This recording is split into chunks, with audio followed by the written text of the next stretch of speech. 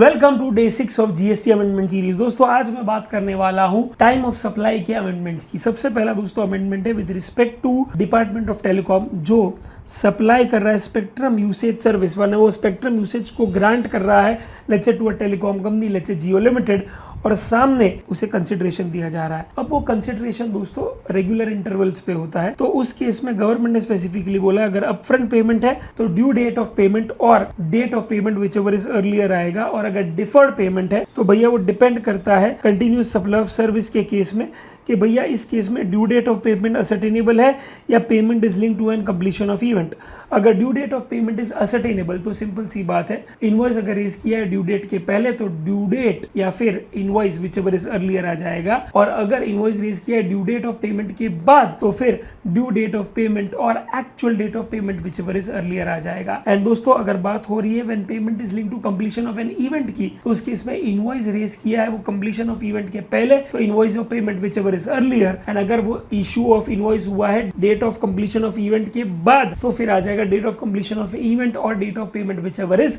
Earlier. दोस्तों उसी के साथ साथ बहुत इंपॉर्टेंट अमेंडमेंट आया है 13(3) में और 12(3) में, और ये अमेंडमेंट वही है जो आप जानते हैं कि भैया आज रिवर्स चार्ज मैकेनिज्म के केस में पहले सिर्फ था डेट ऑफ पेमेंट और 61st day from the date of issue of invoice whichever is earlier. Well that stands true जब एक्चुअली सप्लायर इनवॉइस इशू करेगा, बट दोस्तों जब रिसिपेंट ही सेल्फ इनवॉइस इशू कर देगा तो उस केस में डेट ऑफ पेमेंट को कंपेयर किया जाएगा with date of issue of self invoice whichever is earlier. तो प्लीज फोकस कीजिएगा कि इनवॉइस किसने इशू किया है, सप्लायर ने या रिसिपेंट ने। अगले वीडियो के लिए कमेंट कीजिए अमेंडमेंट्स जिंदाबाद।